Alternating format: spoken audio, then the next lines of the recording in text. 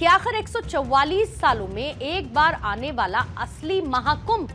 इनमें से कौन सा है। तो इसके पीछे की एक पूरी साइंस आपको समझा देते हैं और इसे आप कुंभ की एक साइकिल भी कह सकते हैं, जो कि यह बताती है कि पूर्ण कुंभ हर 12 साल में इसीलिए एक बार आता है क्योंकि बृहस्पति ग्रह यानी कि जुपिटर को सूर्य का एक चक्कर लगाने में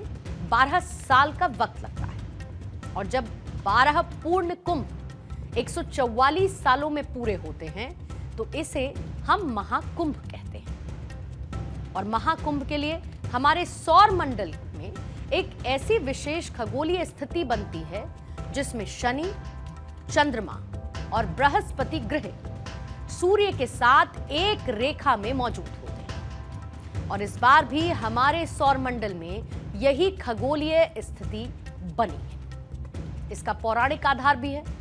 और वो ये है कि समुद्र मंथन के बाद जब राक्षसों और देवताओं के बीच संघर्ष हुआ तो ये अमृत कलश राक्षसों ने अपने पास रखा और इस अमृत कलश की रक्षा की जिम्मेदारी तब चंद्र देवता को ही दी गई थी। इसके साथ सूर्य देवता को अमृत कलश को टूटने से बचाना था और देवगुरु बृहस्पति को राक्षसों को रोकना था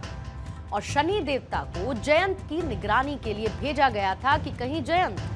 अमृत कलश मिलने के बाद ये सारा अमृत खुद ही ना पी जाए।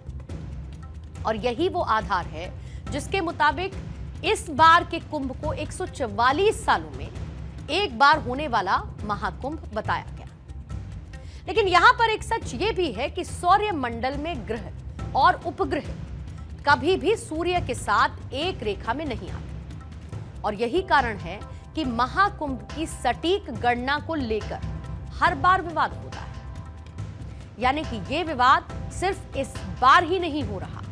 बल्कि ये विवाद पहले भी होता रहा है और शायद आगे भी हो सकता है।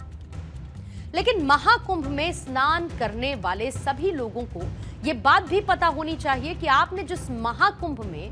पवित्र स्नान किया है वो महाकुंभ एक ऐसे दुर्लभ संयोग पर है जिसको लेकर आप ये कह सकते हैं कि यह संयोग 144 सालों के बाद ही बना है और इसीलिए इस बार का कुंभ महाकुंभ ही कहलाएगा। इसे आप इस तरीके से भी समझ सकते हैं कि महाशिवरात्रि का त्योहार देश में हर साल मनाया जाता है, लेकिन इस बार महाशिवरात्रि का त्योहार 149 साल बाद आया। ऐसा क्यों?